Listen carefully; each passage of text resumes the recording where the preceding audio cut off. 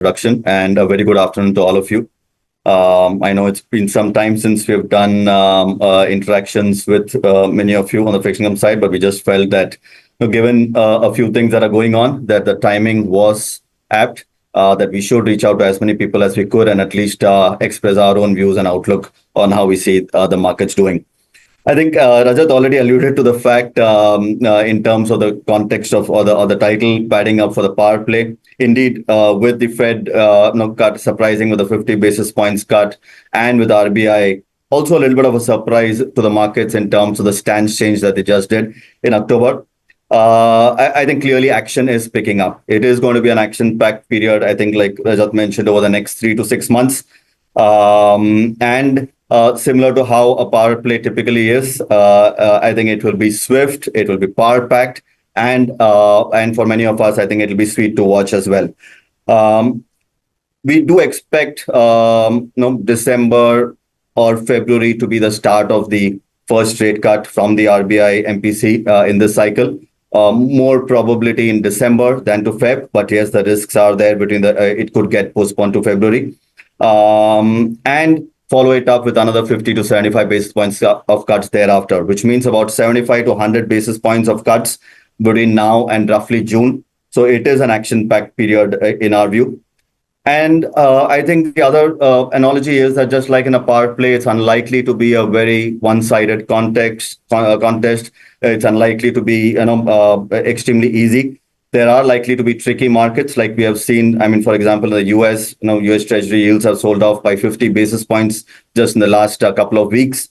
And also domestically over here, yesterday's CPI print at 5.5% has surprised to the upside in terms of compared to where markets were expecting. So I think those are part and parcel of the game. But overall, like I said, through all of this, at least our own view and fairly high conviction is that it's a good time to be a fixed income investor right now. And our advice really to investors would be to buy your tickets, call it up, box seat or whatever, enjoy the action live, and obviously metaphorically by really investing and participating in various debt mutual funds. So with that, now let's just jump right into a few of the flow. I think in terms of playing conditions for the rates or interest rates environment, I think clearly turning fairly favorable. And the reason we really mention it is if you can see the slide that I'm showing right now, that a simple top-down macroeconomic assessment of various factors. And in terms of really highlighting, the greens are the ones which are impacting bond markets in a positive way, which means that it supports interest rates moving lower. And the red, of course, are the ones that are impacting it in the reverse in terms of putting upward pressure on interest rates. And as you can see, a lot of factors over the last 6 months, especially, have been gradually moving more and more to the right or more and more to the green. Whether it's a global interest rate outlook, we have already seen that it played itself out. The global bond index inclusion story, which also has really has been in action for some time now. Current account deficit, balance of payments, again, a very, very strong macro tailwind that we have. Extremely favorable GSEC demand supply. We haven't had this kind of a favorable demand supply gap in, I don't know, many years, or I can't really remember a time when you have had such a favorable demand supply outlook as far as government securities are concerned. We are living through that. And of course, the LCR, liquidity coverage ratio, changes as and when RBI comes out of the final circular. That is only going to add to that. And real rates being fairly positive. I think these are all very favorable factors, playing conditions, extremely good. But the good part is, if you look at some of the factors in the middle, and those were things to look out for. They were in the red maybe 3 months, 6 months back, and those two are gradually moving to the right-hand side. Fiscal policy, I think this government has shown, whether it was interim budget or the final budget, really they are focused on fiscal prudence.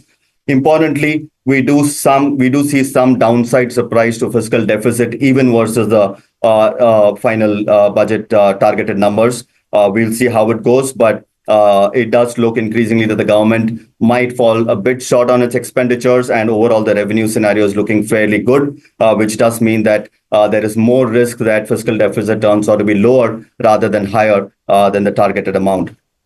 Similarly, I think the other big positive that is really moving now is the monetary policy. It was in withdrawal of accommodation mode till the previous policy. This October onwards is where the stance change has really happened, and clearly is an indication again of a factor which is gradually moving into the positive. Systemic liquidity, again, a factor which was fairly negative. We had fairly large systemic liquidity deficits for quite some time. Over the last 2-3 months, the RBI has been guiding it gradually into surplus. So all in all, you really can't have a more favorable macro backdrop from a fixed income market perspective. Where are the challenges? Sure, there are challenges. CPI, like we saw yesterday's print, is still something to keep an eye out on. 5.5% that came for September. But the good part is core CPI is still very, very controlled. And finally, the other factor to keep in mind is the banking balance sheets itself. Credit deposit ratios do still pose a challenge. They are correcting. The gap is narrowing, but it's still work in progress. So overall, to sum up, like I said, macroeconomic factors, or call it the stars, they are aligning into place for what we believe is a meaningful fall in interest rates. Moving on, I think the growth inflation balance and which way is the ball going to swing, clearly something that we everybody is fairly keen to keep an eye out on, and what's really happening. And that's where I think really we have seen the change of tonality from the RBI. As you can see in this slide, the chart on the left, of course, is sorry, just for the global context. Various economies, inflation from their highs of 8, 10, 11% that we saw in mid-22s has really come down significantly. Yes, we might still be haggling about whether inflation in the US is at a 2.4% versus the 2.3% expected, but that's really the final mile in terms of the getting inflation fully under control. The big work is really done, and inflation has moderated. Moving more to the right-hand side of the chart, and which is where really our inflation, which bothers us a lot more, because I think slowly the story for us is more about the domestic story rather than the international backdrop. And over here, yes, the red line, as you can see, is the headline CPI. It has swung higher. But if you can see the split out of the components, the black line is really the core CPI, and that still continues to be very, very well behaved at 3.5%. In the zone of 2 to 6% and below the midpoint target. Where there is an issue, of course, is the food inflation, which is what the gray line really shows, and that has spiked up, and it is likely to continue spiking up in October as well. So not to be taken lightly. Clearly, the RBI has pointed the spotlight enough number of times on that. But at the same time, if you really look back through the years, we have seen these spikes happen multiple times. And more often than not, they do come off fairly sharply as well. So while October 2 is likely to be a tough month as far as food inflation is concerned, we think following November, December onwards, we are likely to see a very sharp moderation on this component. Key reasons, apart from, of course, the vegetable demand supply part, I think as far as cereals and other items are concerned, normal monsoon along with the higher kharif acreage, it augurs quite well for the food inflation outlook. And importantly, like I said, the core inflation part remains reasonably well behaved. So overall, clearly the tilt is there, and which is what really the RBI has indicated in terms of the change of stance to neutral as well. And if you really think about it, of course, many times these things are more obvious in hindsight. But the tilt really probably came a little bit ahead of time in terms of the liquidity and the way that was managed. Moving to the other side of the coin, which is really GDP growth. And this is where really we need to keep a very close eye out on, not just for the obviously fixed income markets, but more so for equities and for various, just the overall India macro story. Things continue to be fairly good, but there are indicators that are on the margin a little bit softer, be it the IIP data, within that diesel, electricity consumption, etc. Services PMI, again, something that has been very, very robust. It still continues to be very healthy, but it has moderated to a 10-month low. Other indicators were the GST collections, again, something to keep an eye out on. Credit growth, of course, coming off And overall, on the consumption side, little bit of moderation. If you look at passenger vehicle sales, etc. No, again, rural fund, consumer non-durables, etc. Also a little bit slower. And finally, on the external side, the trade deficit. While this nowhere takes away from the strong, I think, reasonably strong growth story that India has, I think what we are really comparing it with is a fairly high bar, which is RBI's forecast of a 7.2% GDP growth for this year. And which is where increasingly it looks that there are more risks that growth will be probably lower than that number rather than higher. And which is why the risks are tilting a little bit more in terms of starting to focus on growth as an objective from the RBI's perspective, and which really is the swing that we are seeing between inflation and growth play itself out. And like I said, stance change happened in October. But really, if you look at this chart, which I hope is playing on your screens as well, the red shaded area is really your liquidity surplus or deficit in the system.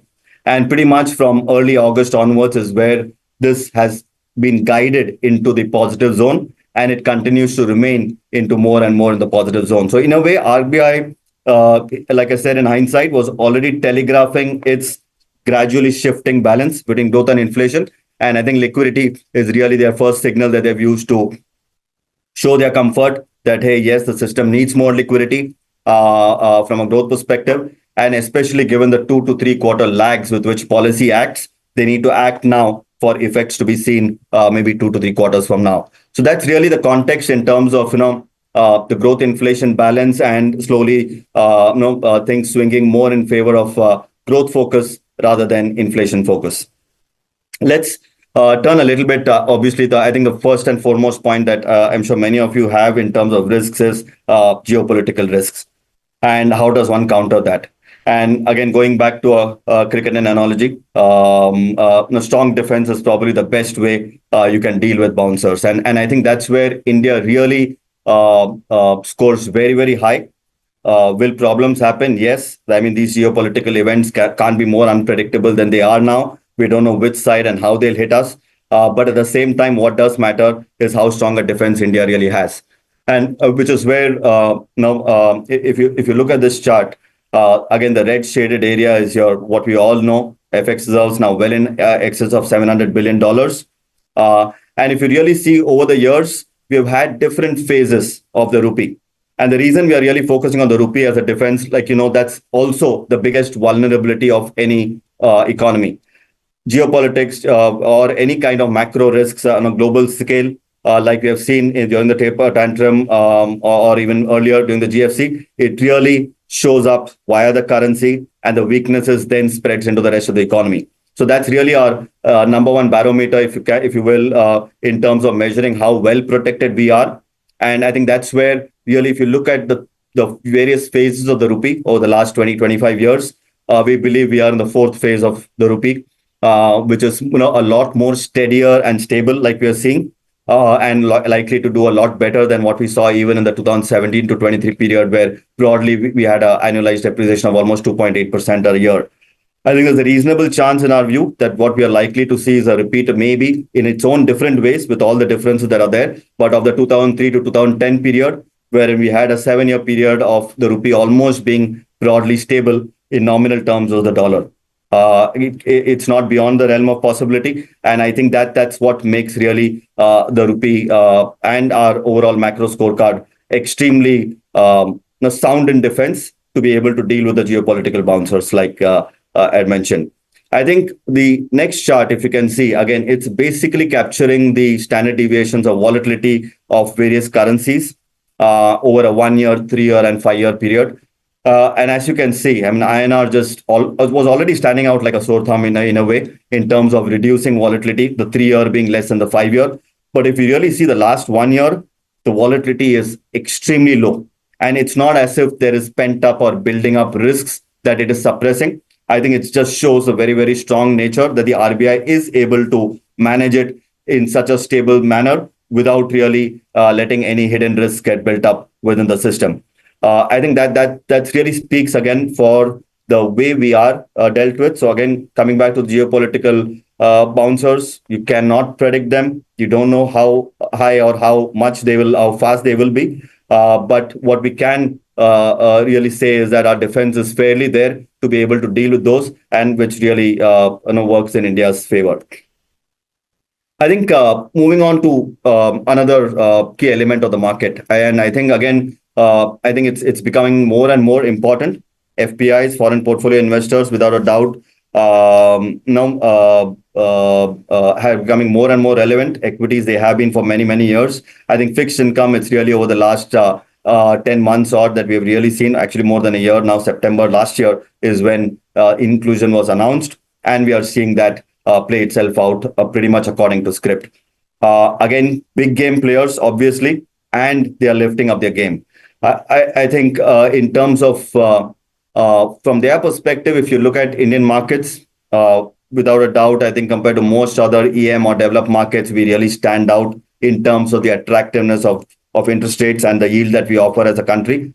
But importantly, if you really correlate with the previous chart that I showed about the currency, if you get such yields with extremely low volatility, I think that's a clear standout performer. It may not be a very pro-cyclical bet. Yes, when currencies do well, a lot of other currencies outperform. But I think a lot of foreign investors know that over a period of time, what you really need to be scared of is those bouts of weakness, which a lot of EMs typically see, wherein you lose what you have earned over 6 months or a year in the space of a few weeks. And that's where India really stands out in terms of the strength and the stability of a currency. So I think overall, clearly a big positive outlook in terms of the way FPIs would look at India. We interact with a fair number of them, and we are really encouraged by the way they are looking at it. Flows, FPI flows pretty much every month. We are now used to seeing $2.5, $3 billion come in. The last bar for September is only till September 24th. But really, if you take the entire month, even in September, we are well upwards of 2 billion. So overall, a very steady and a strong tailwind to our markets. We've already seen about $18 billion of inflows coming into the bond markets. And I think that's by itself, again, a huge positive. But I think what we are really talking about so far is predominantly index flows, which is basically your JP Morgan GBI EM, which is playing itself out, the Bloomberg EM, which is going to start in January, and of course, the recently announced FTSE EM, which is also likely to start in the future. All of them put together, yes, that's about $35-40 billion of inflows. But what we really see in all of this, and this is, we are sticking our neck out and saying that over the next 3 to 5 years, you're not really going to see only index flows come in. I think gradually a lot of strategic allocations from large investors, be it sovereign wealth funds, pension funds, endowment funds, and just large investors in general out there, taking non-index bets on India as well, because we tick off a lot of boxes in terms of market size, liquidity, stability, risk return parameters. And really, that's where I think the big play is that you could really see the actual flows tailwind into our market being much bigger than just this mathematical numbers that we are calculating of 30, 35, $40 billion. Our sense is we could really see up to $100 billion of flows over the next 3 to 5 years. It's just a number, but we do feel that those kind of numbers are possible in our debt markets, and that suggests that we are really seeing a huge tailwinds, and we are likely to continue seeing that over the next few years as well. So overall, like I said, FPIs, big game players, and they are really upping the game right now. Finally, India bonds. I think, and this to me is where really the main crux of this whole presentation to all of you is. It's still the underdogs in the game. By this, we really mean that valuation-wise, India bonds stand out as extremely cheap. No, not much is priced in, and as we'll just see in a few charts right now, and that's what I think makes this a fairly attractive asset class in terms of from an investment perspective. And just moving on to the next slide. Again, a few valuation metrics. Policy rates at 6.5. 10-year GSEC yields still upwards of 675, 680. If you look at a lot of markets everywhere, inverted yield curves, 10-year yields being significantly below policy rates, simply because a lot of cuts are priced in. we are one of the few markets where, despite the stance change, yields are higher than policy rates, and we are an upward sloping yield curve still. Uh, I think more interesting also is the real rates part of it. Fairly attractive real rates. If you really look at right now, 1 year forward inflation expectations, or even what the monetary policy report lays out in terms of for FY26, broadly 4.1 to 4.3% CPI expectations. And if you look at where we are in terms of on the policy rate side, uh, close to 2.3% in terms of real rates on the policy rate. And even if you take the 10-year GSEC, it's upwards of 2.5% on an annualized perspective. So these are fairly attractive real rates. And remember, just recently, even RBI study came out, which highlighted 1.4 to 1.9% as the neutral rate that over a period of time really makes sense. Of course, that's still a research study, but it does show that at levels that we are in now, from a real rate perspective, there's a fair bit of room for RBI to really be able to ease policy. I think over here in the next slide, just to explain the context as well, and this is what I think valuations really were one way to look at it, and they do stand out as extremely attractive. Again, underscoring the whole India bonds as an underdog in this whole game. If you look at the bottom table, the swap yield curve.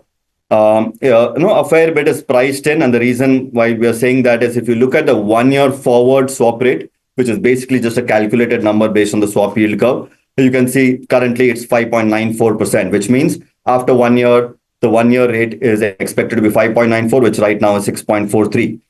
And really that's what, in a way, and this was much lower at 575 to 580 just a few weeks back. Clearly, the swaps market was pricing in almost 3 to 4 rate cuts earlier, but even now it's pricing in 2 to 3 rate cuts over the next 1 year. That's what it broadly implies,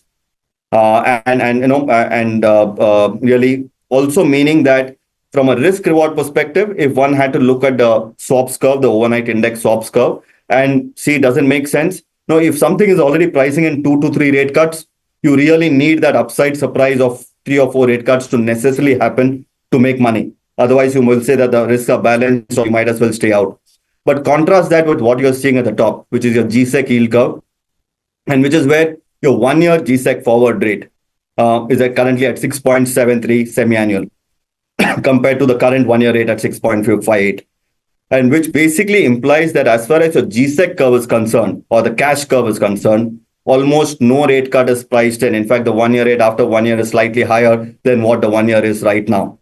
And I think that's what makes valuations of the underlying cash curve extremely attractive. We do think we need to seize it while it lasts. There will come a time when markets will start pricing in the rate cuts. You will start seeing inversion in the curve. And that's when your 1 year forward rates will start coming off as well. Right now, I think in our view, we have the luxury of a 1 year forward rate and beyond that as well. If you look at the 1 year rate after 2 years, after 3 years, they're all well in excess of 670, 680. And I think that's a luxury that we think offers an attractive opportunity again, and something that we should look to capture.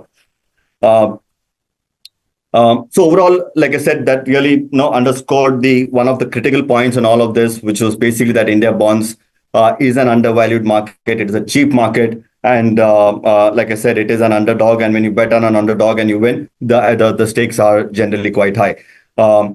Coming now to the last few parts of this pitch, match strategy and team selection. Obviously, I think that goes without saying in terms of the theme of this presentation. But really, on a more serious note, in terms of strategy, yeah. So I hope the slide is visible to all of you.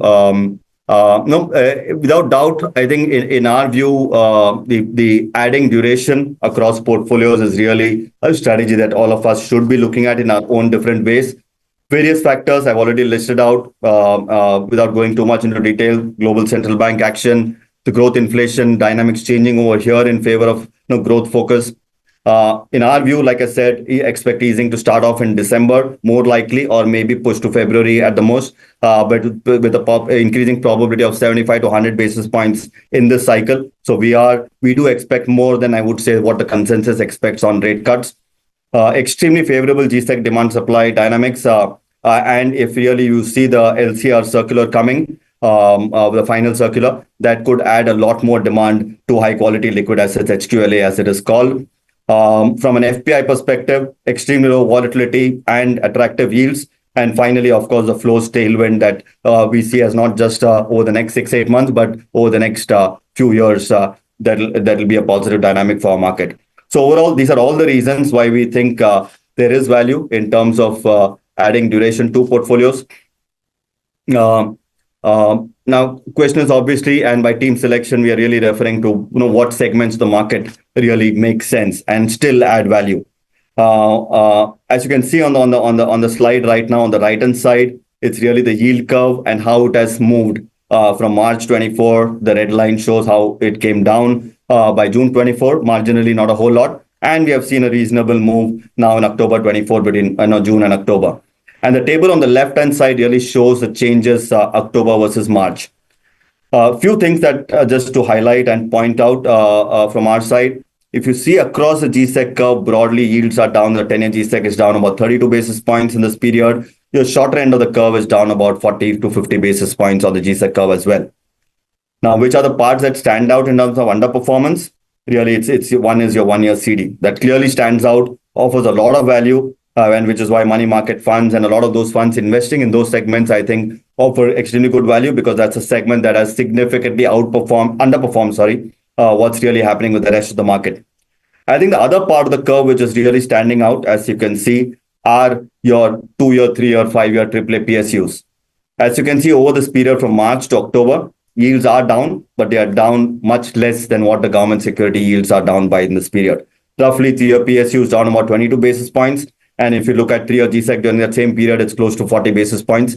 So clearly spread widening, and which is what, again, the table, the bottommost table on the left-hand side shows you how your 3-year spreads, which used to be about 50 basis points in March, are now closer to 70 basis points for a AAA PSU, and a 5-year PSU spread as well, widening a bit. But 2-year, 3-year really widening probably a lot more. And really those are the segments, again, in terms of selection, things to keep an eye out on. Underperformers usually recover back, especially in our markets, and really good in terms of risk reward and good to bet on.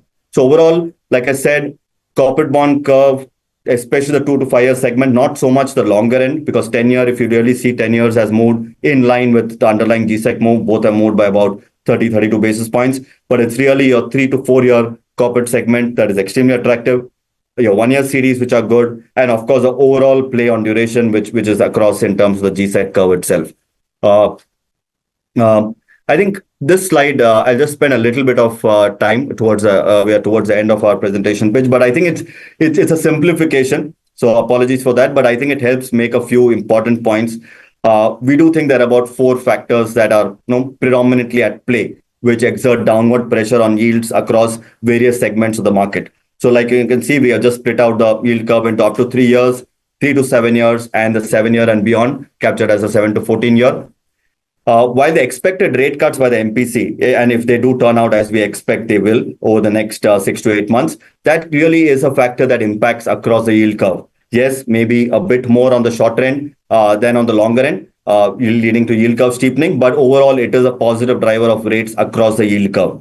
But beyond that, if you look at, let's say, an improvement in liquidity, which already we are witnessing and which is likely to be a structural positive factor over the next year or so, at least in our view, that's likely to impact the up to 3 years part of the curve. That's an added factor aiding that part.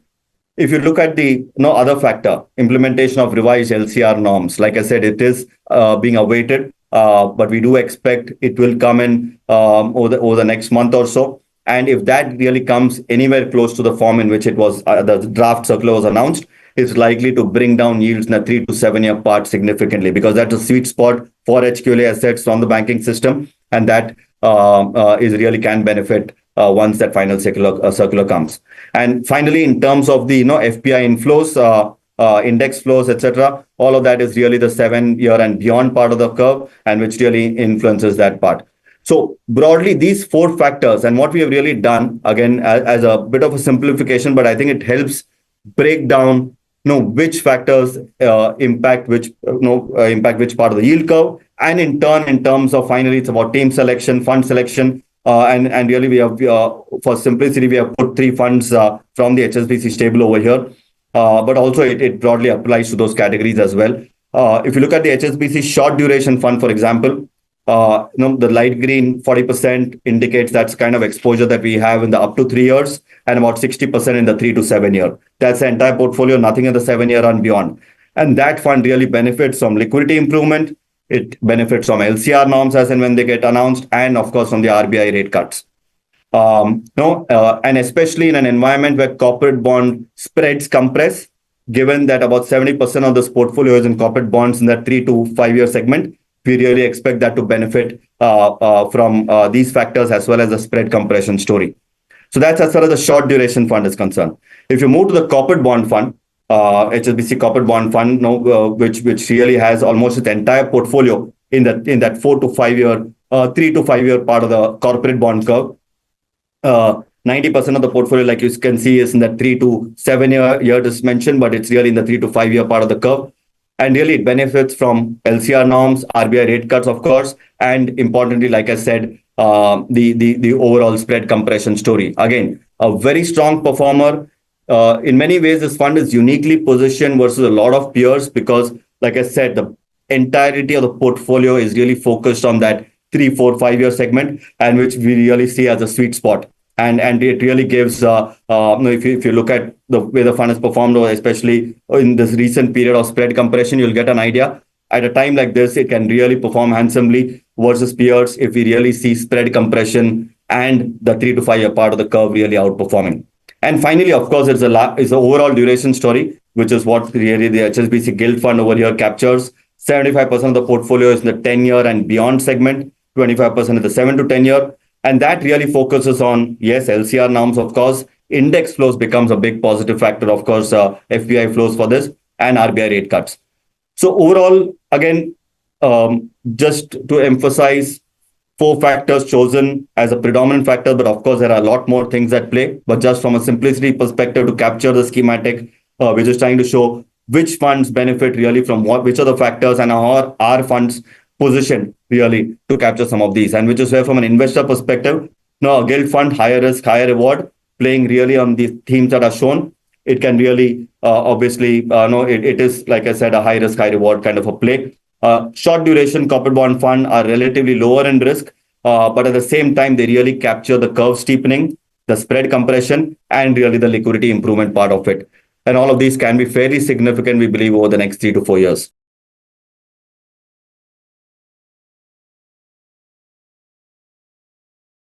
Mutual fund investments are subject to market risks. Read all scheme-related documents carefully.